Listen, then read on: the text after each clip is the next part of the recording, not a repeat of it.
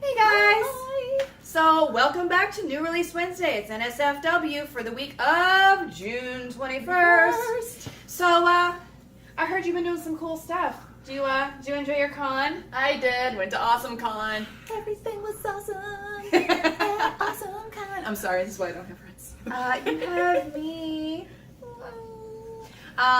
I went to Heroes Con and it was pretty baller. I had a really good time, even though I fell asleep early most of the time. It was awesome. We really enjoyed it. It was a good con though. Yeah. Being able to rest and enjoy a convention is actually really important now.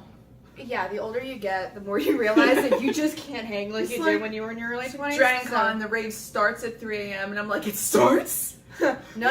I'm in bed by that time. So, there's a thing happening this week. Everybody knows how much I love testing out drinks if you follow me on my page. So guess what Burger King is doing? Shakes. What shake you got? I believe I have the Lucky Charms. Alright, and I have, Fruit Loops. I'm not sure. Okay, It I'm a smells little leery about this. I'm always weirded out when they mix certain things like that. old socks. What is your favorite breakfast cereal? And could you imagine eating your breakfast cereal? Okay, so I'm super old and I like Raisin Bran. I like So, breakfast cereal. That honestly wouldn't go well. Helps you poop. It does help That- you poop. Does. You know what else does? Coffee, which is what I have in the mornings now instead of cereal. No, I think my favorite like sugary cereal though is probably legit like the old school Cocoa Puffs. You know, like when you would eat it, and you didn't have enough milk in there. It would like just the roof of your mouth was raw. Oh, I like that. I'm actually really old school. I love my Cheerios, especially if you drown it in sugar. Like everyone's like, oh, it's supposed to be healthy. I'm like, yes, with sugar. All right. So speaking of sugar, you ready for this? Sure. I'm not sure about it. I don't know why it smells so bad.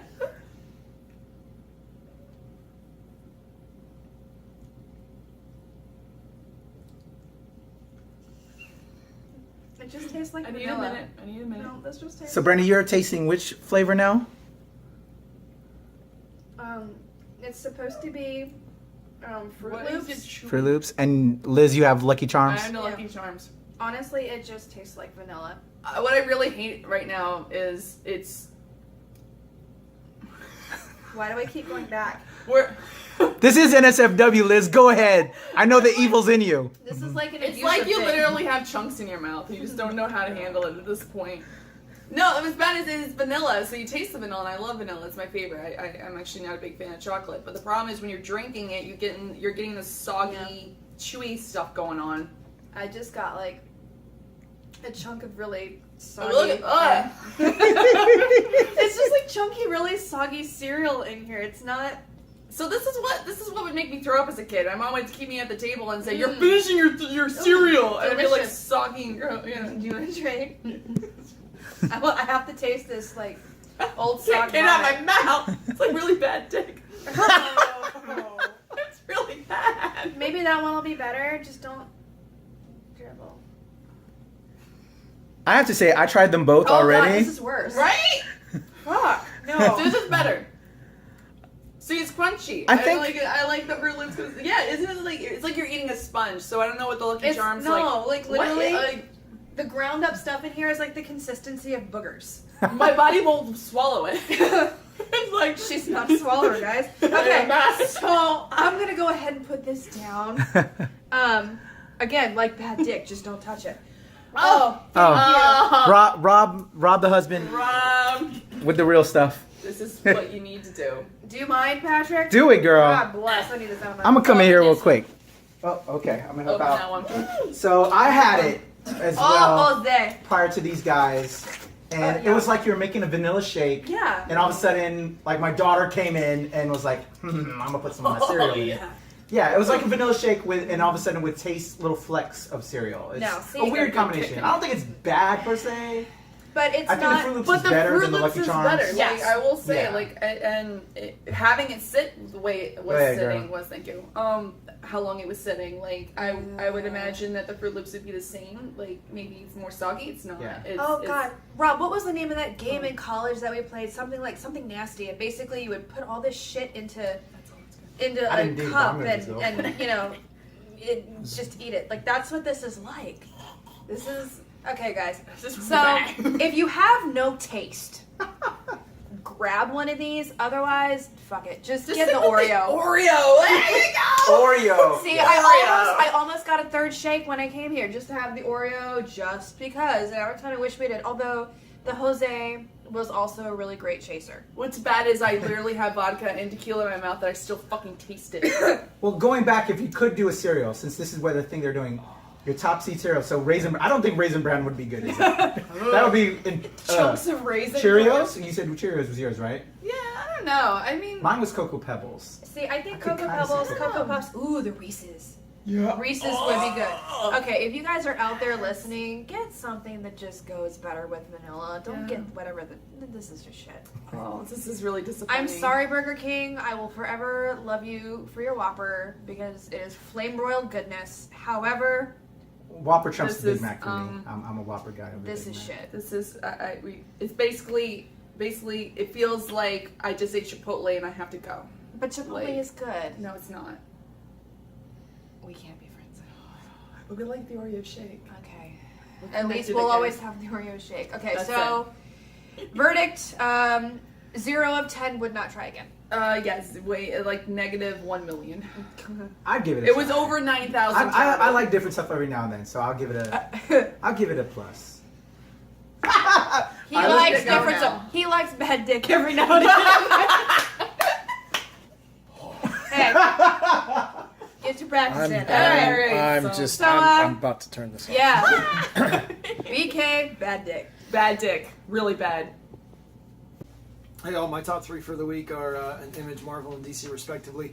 So we got Shirtless Bear Fighter number 1 by Sebastian Gerner, who's an editor on a whole bunch of books to include my favorite Southern Bastards, as well as written by Jody Layup, and with art by Mike Spencer and Neil Vendrell.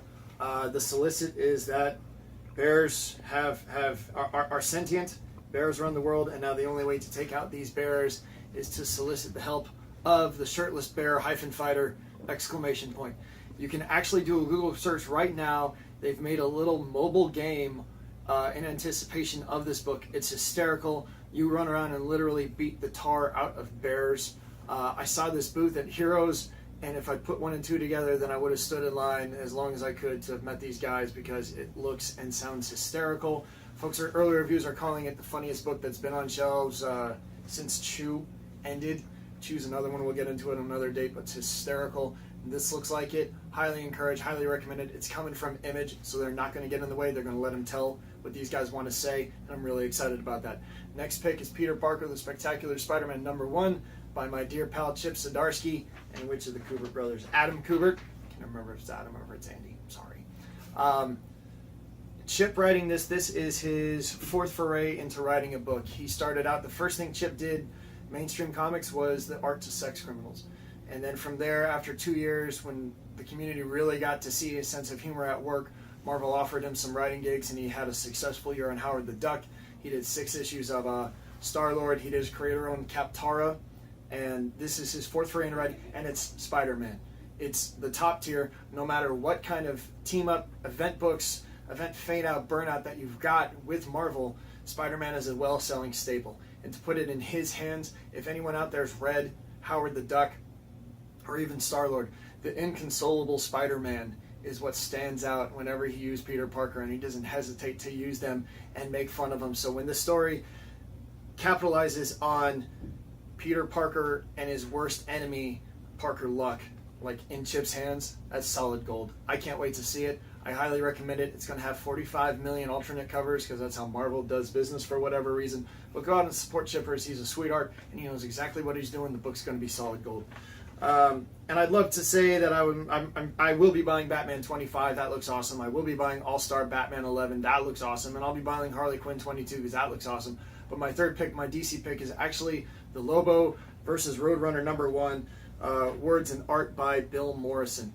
DC has decided to seriously pursue these team-ups with their characters and the Warner Classics. So you've got Booster Gold going back to the Flintstones. You've got Martian Manhunter and whatever that little Martian dude from the other thing is. This week as well, we have Wonder Woman and the Tasmanian Devil, and coming down the pipeline by Tom King, and I haven't complimented Tom King in about 7 days, so he's also going to be doing the Batman and Elmer Fudd team up, taken deathly serious, which I just, oh my, that sounds like it's going to blow my mind. The neat thing about this is that imagine all the comedy of Wile E. Coyote and the Roadrunner, and then throw Lobo in. And not the Twilight New 52 Lobo that went out and failed. They brought back the original Bastards. They brought back the stupid, ugly look. I have not read a comic book that Lobo's in since his team up with Hitman. Because again, Hitman is the greatest comic in the history of ever. Garth Ennis loves Lobo about as much as he loves colonoscopies. And I loved how Lobo was completely humiliated by Tommy and Section 8. And now with this style comedy, Bill Morrison is not Garth Ennis. I get it. I'm looking forward to this because I think it's going to put the main man through the exact same stuff, and that just totally makes my day. I'm Rob. Those are my top 3. Happy Wednesday. Okay, everyone, I'm kind of going to go on a more somber note. As everyone's been seeing in the news, the Carrie Fisher autopsy report has been released to the public. I personally believe it was really nobody's business, but I feel very honored by Billie Lourd, Carrie's daughter, using this moment to bring more awareness to the mental health. Carrie Fisher as well, both of them has been striving and fighting for more awareness on mental health. This is a country that we live in a country that doesn't fund mental health awareness. We have a stigma of some people who say that they're depressed and people who are suicidal, we look at them like they're crazy. We're not open to speaking about depression. And as someone who has personally experiences depression a lot, I loved Carrie Fisher and how somebody at that stature was so vocal on it. So I'm not going to talk about her autopsy report, but I want to read what Billie Lourd has said after it was released. So her statement was, "My mom battled drug addiction and mental illness her entire life. She ultimately died of it. She was purposely open in all of her work about the social stigmas surrounding these diseases. She talked about the shame that torments people and their families confronted by these diseases. I know my mom. She'd want her death to encourage people to be open about their struggles, seek help, fight for government funding for mental health programs. Shame and those social stigmas are the enemies of progress to solutions and ultimately a cure. Love you, Mombi." Billie Lourd, thank you so much for making this statement. And for everyone out there, support mental health awareness, support anything you can. If you have a friend who needs a hug, you know that somebody's not feeling well, we need to encourage people to seek help and for government funding, and we really need the government to get on board on this. So that's all I'm going to say about Carrie Fisher. But Carrie, my general, my princess, my queen, my everything, you were sorely missed, and even through your death, you are still teaching us so much. So thank you. Hey guys, so I just got back from the most amazing convention, but in doing so, my brain is fried. Like, absolutely fried. There is no thought process going on here, but I have just enough brain cells left to be able to give you my top 3 picks of the week. I'm bringing it to you via my handy dandy notebook, i.e. my brand new iPhone, because last week my other phone shit the bed and decided it was going to not work anymore. So, my top picks, I'm excited to bring to you. There's a little bit of everything going on this week for me, so let's get started. First one, Plastic number 3. This is by Image. This is helpful stuff here. It's got reprint number 2 coming out as well, which makes me really happy. I've read number 1, and it really kind of pulled me in here, but I didn't get a chance to read number 2. So now I have a chance to pick up number 2 and number 3, as do you. This is by Doug Wagner. Art is by Daniel Hilliard, and it's really... Okay, I'm not going to lie to you. It's kind of fucked up. So let me just give you a little recap on where we start, and then you can see why I'm excited about numbers 2 and 3. So you have this guy, and he seems like this kind of nonchalant guy who's getting it on in his car with some chick in a dark parking lot. And then you find out later on that he's not really getting it on with the chick. Well, at least not a live chick. It's a sex doll. Guys, it's a blow-up doll. And he is in love with her. And there are these guys that come and they catch him and they start giving him a lot of shit for it, which, you can kind of understand that. But he turns around and kind of breaks this dude's leg, beats the shit out of him, and the guy's dad comes back and is like, hey, yeah, not cool. So your particular skill set, this is very taken, your particular skill set, I need. So I'm going to hold on to your sex doll until you complete the task that I need you to complete, which is pretty much, hey, go chop some people's heads off. Has it intrigued you so far? Yeah. So this is where we've started. So I am really looking forward to reprint of issue number 2 and then issue 3, which comes out this week. Because while I don't usually do a whole lot of like really wackadoo things, this one, I'm intrigued. I kind of want to see where this is going. So Plastic number 3 by Image. My second pick. I told you guys I was really excited about Iceman number 1. I loved it. I really loved it for a plethora of reasons. So Iceman number 2 is coming out. Again, Iceman number 2, it's Marvel. It's being written by... Guys, I'm so sorry. I ain't got no brain cells. Sina Grace, and art is by Alessandra Vitti. So, again, I'm going to give you that quick recap of what's going on. This kind of tugged at my heartstrings a little bit because as a person who is very supportive of the LGBTQIA community, I feel like this speaks really well. Obviously, Iceman is gay in this and is trying to not only come out to the world and figure out how to live his life, but he's trying to figure out how he can connect with his parents. And so in issue 1, you see that he's got the alternate universe version of himself that's younger, who has absolutely no issue asking a guy out on a date, who has absolutely no issue with going into the world and being himself. And you have Bobby, who is being called the old man, and they're teasing him about dad jokes, and you see that his dad is in the hospital, and the only thing his parents can think about is, oh, well, don't want to get caught with my son around here. What happens if people find out that our son is a mutant? And of course, you know, the obvious correlation is, you know, has he come out to his parents? I mean, they're coming down on him and basically rejecting him for being a mutant. So how can he come out in this more personal way to them? How is that going to go? So it's really Bobby trying to find himself and being able to speak from the heart and be true to himself and not be afraid to show the world who he is and not be afraid to show those that he really cares about who he is. So I'm really loving where this is going so far. I'm loving how this is speaking to the community, and I am super stoked to pick up issue number 2. So Iceman, issue 2, go out and get it. If you haven't gotten issue 1, do that too. You'll like it, I promise. And then the last one, our last one for the day is Red Sonja number 6. Now, I'm going to be honest with you. I have not read all of issues 1 through 5. I have started and I haven't caught up, but here's the deal. You know how you have people in your life that you really want to be supportive of, like they've done you well, they're just awesome human beings. This is why I'm coming to you for this one. So Red Sonja is dynamite. It is being written right now by Amy Chu.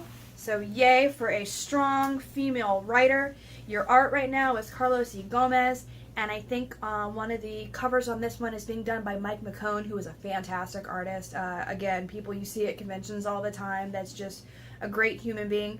But here's where the cool part comes in. My friend Christopher Cho is, again, one of those awesome people that you're really happy to know in life. He provided art that was picked up and is in this issue. So I have to support him. I'm going to support a strong female writer, and I'm going to support Red Sonja. And the other really cool thing about this is Bleeding Cool has been doing interviews with Amy Chu. And so you can go through and read background and basically see her thought process for page by page as she was writing this. And that's a really cool thing. You don't always get to see what the inner workings of a writer is when they're going through. It's like, well, what did they do this for? Well, now you know. And I know some people might have a little hesitancy with Bleeding Cool. I love them. I think they're fantastic. I have friends who work for them. And I'm really stoked that I can go online now and actually see these little interviews that have happened with Amy, because I think it gives a really neat perspective on comics and their whole process. So you see, for example, for the first one, just to give you a little bit of background on this Red Sonja, She has been transported from her world into ours, and everything is confusing. People are trying to figure out what this half-naked woman swinging a sword is doing in New York. And I read the first issue. It's good. So I am really looking forward to being able to pick up the rest of them. I'm really looking forward to being able to pick up issue 6 especially, and support friends of mine, and I hope you guys will do the same. But those are my top 3 picks, guys. Hey guys, so I know 2016 really felt like kind of a downer. A lot of people passed away, a lot of big names, and unfortunately 2017 seems to be following in that same trend.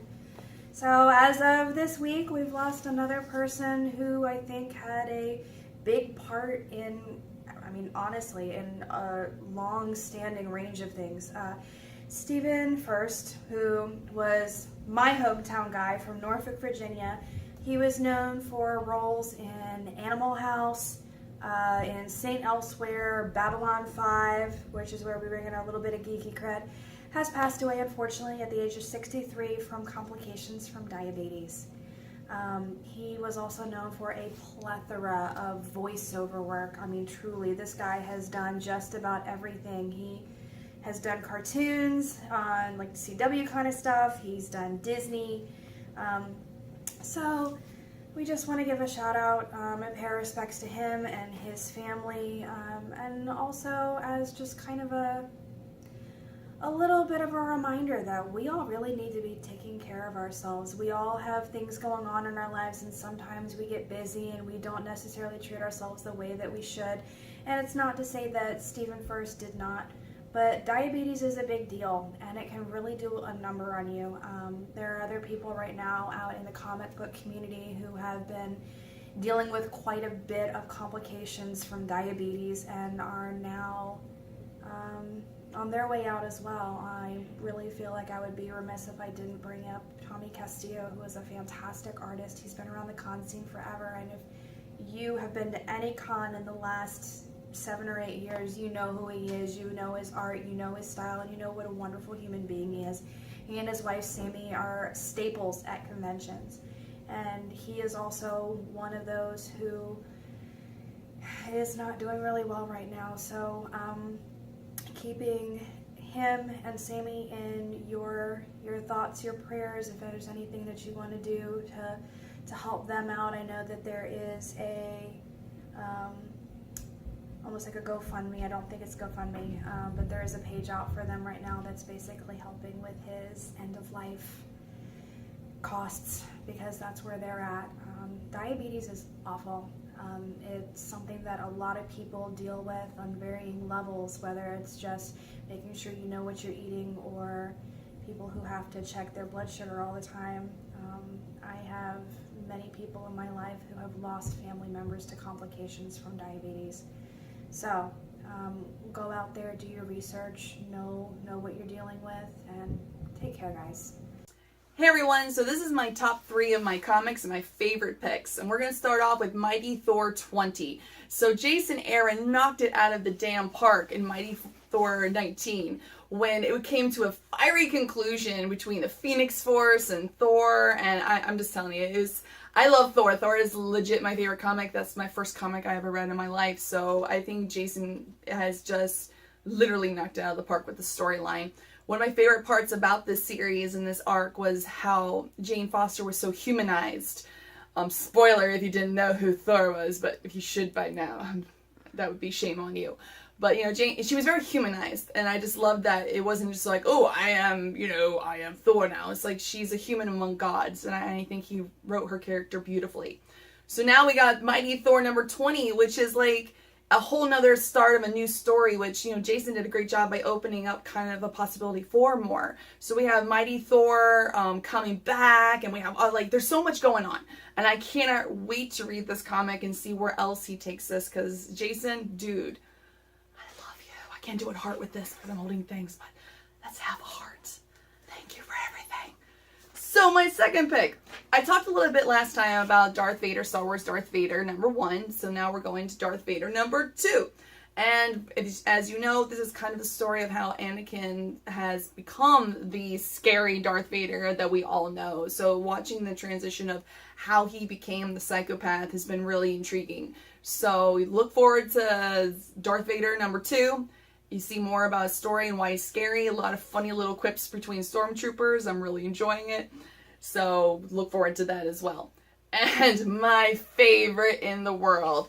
Are you all reading I Hate Fairyland? Because if you're not reading I Hate Fairyland, then you and I can never be friends. Let me tell you why. So Scotty Young has created my favorite comic book series because legit, it's a little 10-year-old psychopath. So if you know nothing about I Hate Fairyland, so it's about a little story about this girl, 10-year-old girl named Gertrude, who went down into Fairyland. She fell in there at 10 years old, and she got stuck there for like 27-something years. So through the years, she's been stuck there trying to find a key to get out. She turned into kind of a violent psychopath. So she has this little sidekick named Larry, who is kind of become a little jaded throughout time. So he's just not having it anymore, and you know, from the gore and the hate, and she's just crazy, and I love, you know me, I like crazy, so it's awesome. So I Hate Fairyland #13 is kind of showing us a little bit about Larry and how he kind of got to where he was, and what's intriguing is kind of seeing from the synopsis that what would have happened if he never bumped into Gert. So really looking forward to all 3 of these comics, especially I Hate Fairyland. You really need to be reading that comic. I love I Hate Fairyland. I love it so much. I'm done. We love you, Scotty Young. I do. All right, everyone. So that's our show. We talked a lot about comic stuff, a lot about conventions, a lot of somber things as well, and things that be taken really seriously. And you know, pretty good show. So, like us, follow us, subscribe, do all those awesome things so that you can keep up with what we're doing. Comment so we can keep up with what you're doing and what you want to see on the show. And, yeah, because if you've gone to Heroes and if you went to Awesome Con, we'd love to hear what you thought about it. So in the comment sections of no matter on Facebook or YouTube, let us know what you thought too, because we want to know. All right, guys. Until next time. See you later. Bye.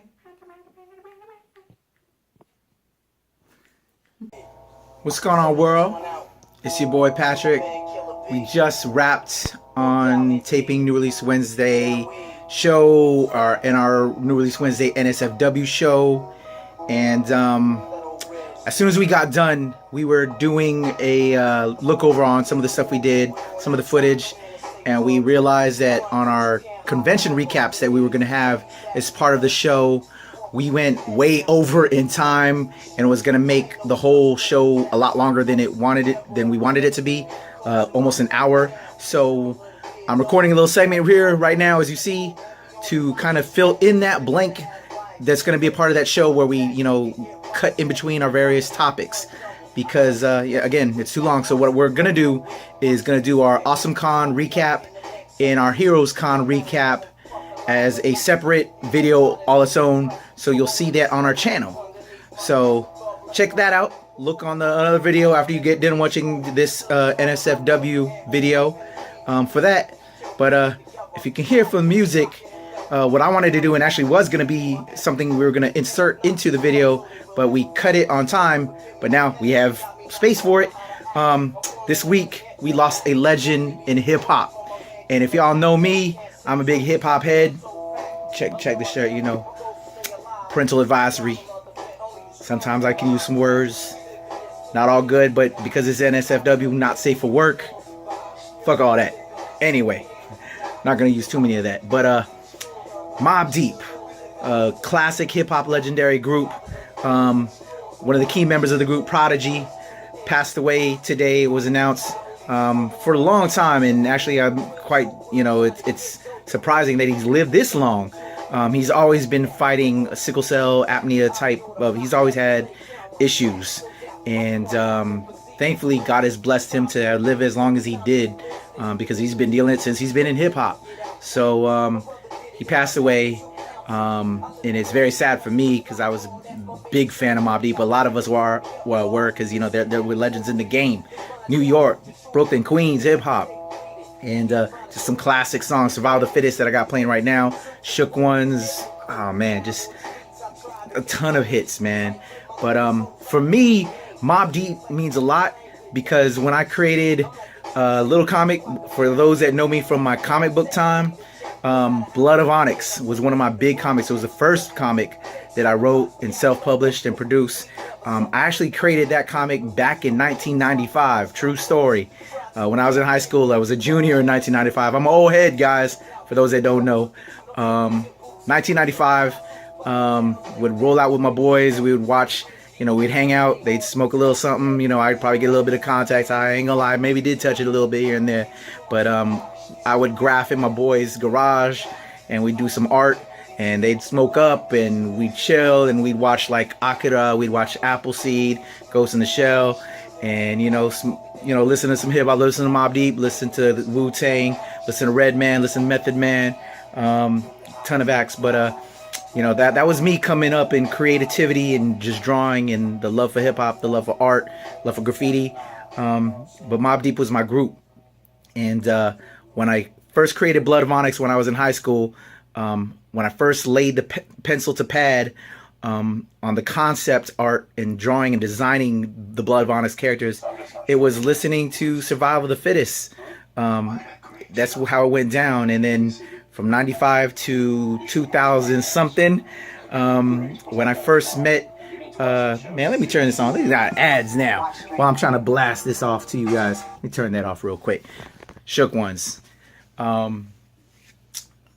Speed fast forward to 2000 when I got out of the military, started getting into the comic book game, mixtape game, got into the self-publishing, met a young artist in high school by the name of Jerry Gaylord, who's humongous now. Shout out to my boy Jerry.